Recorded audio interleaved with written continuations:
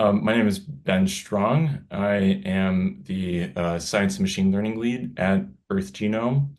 I'm based out of Roanoke, Virginia, in the southwest part of the state. We're actually a fully remote nonprofit, so everybody works from home in different places. We have employees across mostly the US, but also have associations with people in other continents as well.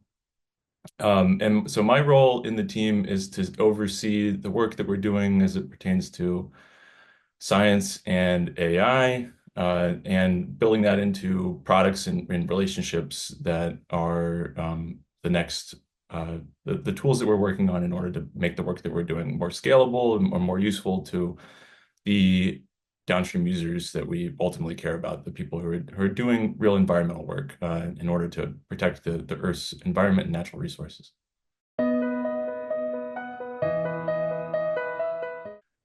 So the mission of Earth Genome is to make the world's environmental data radically accessible and put it into the hands of downstream users who need that data in order to make positive decisions that protect the planet and protect people who depend on the natural resources that are part of the planet.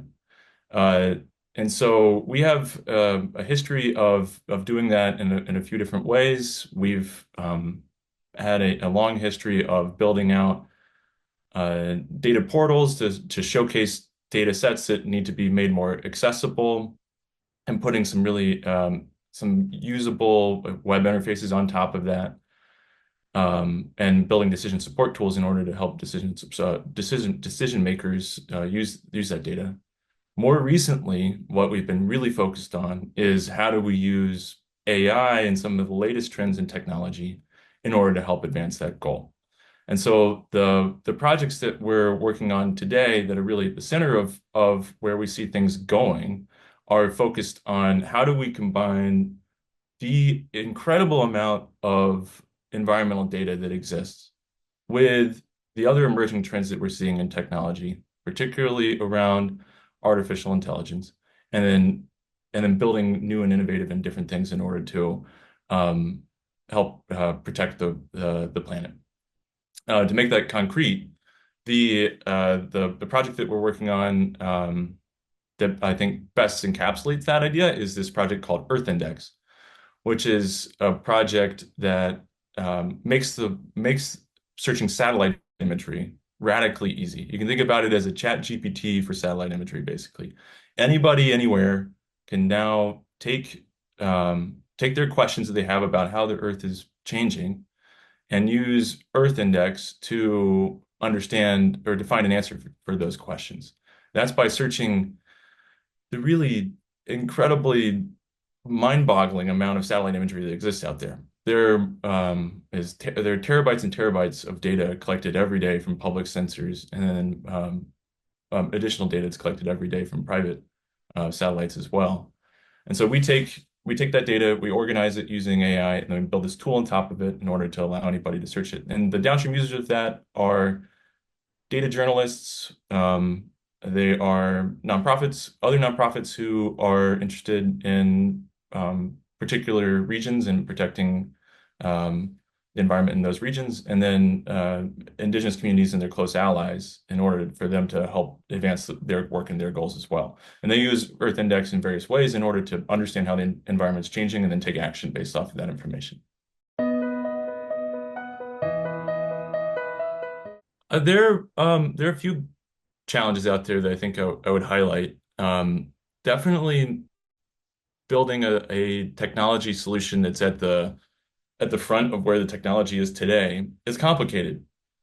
We're trying to pull together these different pieces that in a way that nobody has done before. And so we have to invent new ideas, we have to invent we have to write new code, we have to come up with new ideas in order to be able to make that happen. That's a difficult technical problem, a difficult scientific problem too. I think in addition to that, if you ask 99 nonprofits what their challenges are, I think 99 are going to say fundraising for sure.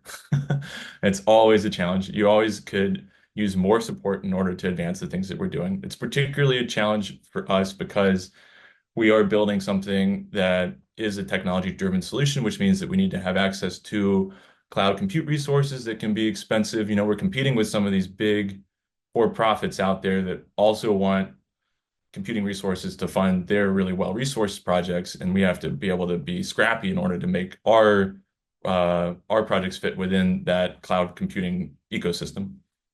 So that's another bucket. And then related to that, I think the big challenge for us just today is scaling. How do we take what we're doing right now and build it into something that's at that ultimate that reaches that level that we want it to, that we know that it can in order to be as have the most impact as possible. How can we build that? How can we scale in terms of the technology, building out all the different pieces of the back end in order to make it all work? And then how do we make the technology itself as usable and useful to as many different groups as possible in order to make sure that they want to use it? You know, it's actually providing value to them. It's really difficult to understand all the different potential users of something like Earth Index and make sure that they're providing, like that we're providing a solution to them that actually is providing value to advance their goals.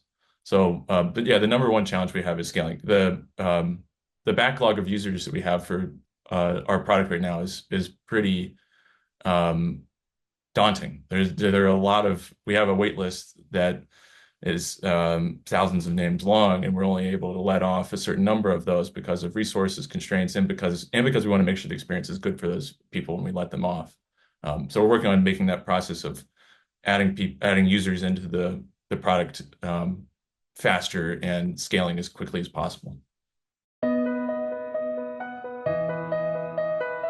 The reason we applied to the Imagine grant is because we knew we were onto something really great. We knew that we had built this prototype that we had put in the hands of different users. We put it in the hands of data journalists, for example, and they're able to go out and find all these different runways in Peru that are supporting narco trafficking that weren't known about before. And they built this.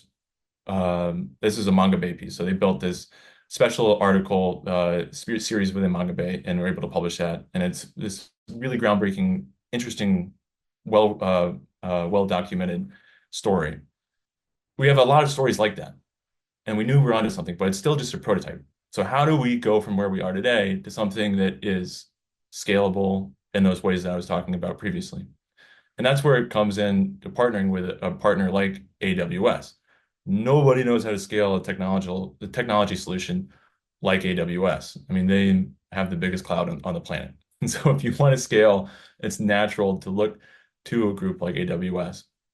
And so we're excited to work with AWS in order to lean on their expertise in order to understand how to like build our technology as a more cloud forward, AWS forward approach that allows that scalability from the technology side. And then they're also providing us with some valuable resources to just help support that financially as well. That's going to be an important piece of making the project continue to be able to invest in it in a way that we want to in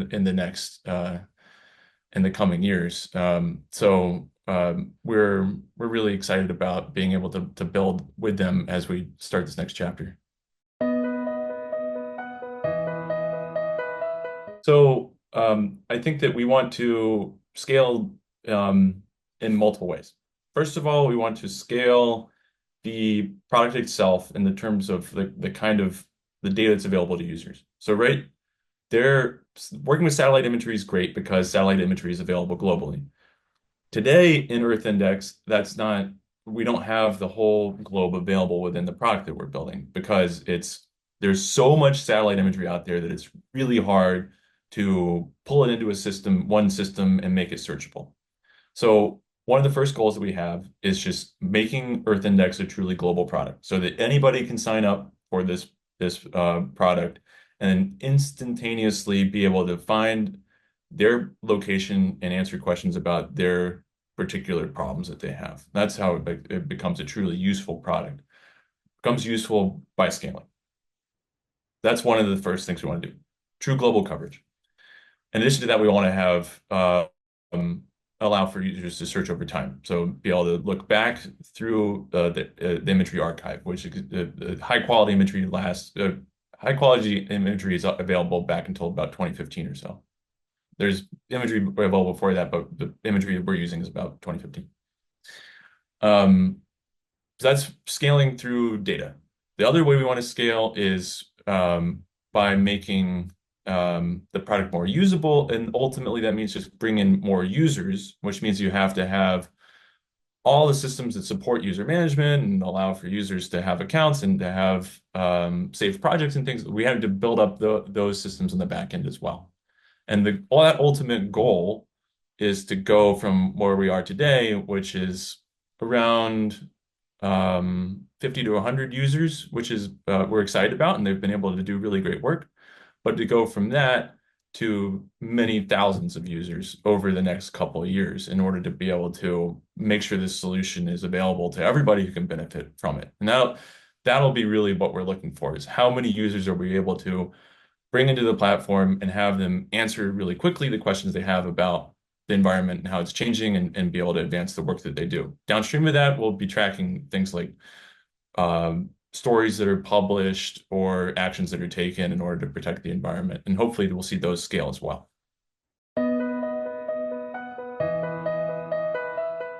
Yeah, I think it's maybe not that revolutionary for me to say this, but it's always when you're trying to fundraise for a nonprofit, it's just important to be really intentional about how to tell your story in the most compelling way. Focus on the downstream impact that your solution is going to ultimately provide, who's going to benefit from it, and how is it going to make a difference. And we found in order to really tell that story well for the purpose of the Imagine grant, it really benefited us to spend a good amount of time talking to our AWS rep who knows the ins and outs of the program and can kind of help us understand what are the goals from the Amazon side, as well as and match that to the goals from the Earth Genome side in order to be able to tell that story in a way that is that is that really fits those goals and is able uh, to provide it to be a compelling application for the Imagine grant. Um, I think we were really focused on that issue of scaling, so that's something that really we highlighted throughout the application. We wanted to, because we saw that's what AWS is able to do as a technology partner. That's why we want to partner with AWS. But at the same time, we wanted to tell a story about how we thought that what we were doing has so much momentum behind it, because there's such interest here that we want it. It's a no-brainer to continue to invest in this project.